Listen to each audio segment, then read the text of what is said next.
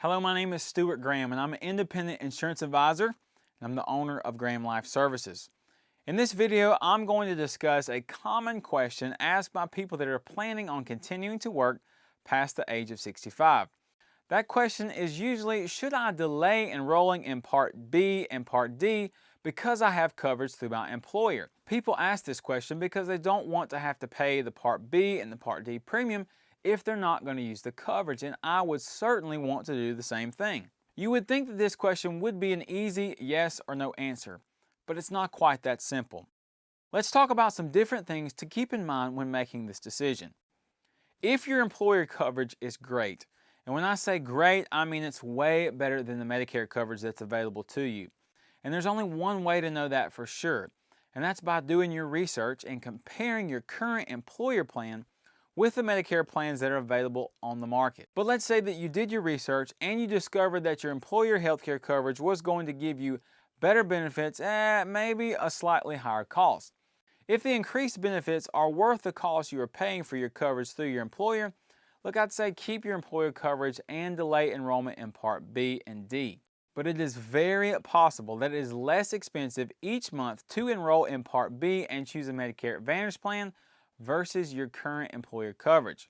Medicare Advantage plans function much like an employer plan, so you'll have to do the research to see which way is going to be the better value. One thing to keep in mind is your spouse's coverage. If they get coverage through your employer, you will typically have to be covered by that employer plan as well in order for your spouse to get coverage. If you drop your employer coverage, it's highly likely that they will also drop the coverage for your spouse. That's something really important to keep in mind. If you decide to delay your enrollment in Part B and D, I highly recommend that you make sure the coverage that you have currently is what Medicare considers credible coverage. Credible coverage is considered coverage that is at least as good or better than original Medicare or a Medicare prescription drug plan. Below this video, I have included a link to the document that gives you the guidelines on how you can tell if your coverage is credible. Review that document and talk to the benefits coordinator for your employer plan. This is a really important step because if the coverage that you have is not considered credible coverage and you decide to delay your enrollment in Parts B and D, you will have a late enrollment penalty.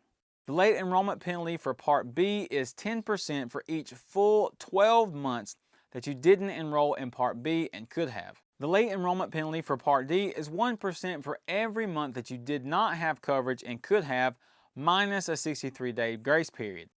But here's the kicker. These late enrollment penalties never go away. They will be there as long as you have coverage. So here's the deal. If you're thinking about delaying your enrollment in Part B and D to save some premium, make sure it's a better value for you to do so and make 100% sure that you have credible coverage. Because you don't want to think that you're saving money right now and then get hammered later on down the road. Well, that does it for this short video. Thank you so much for watching. I hope that you have learned something today and are more informed to make better decisions about your Medicare. If you have any questions about your specific situation, feel free to reach out to me at any time. I'd be happy to answer any questions that you have. Again, thank you so much for watching and have a wonderful day.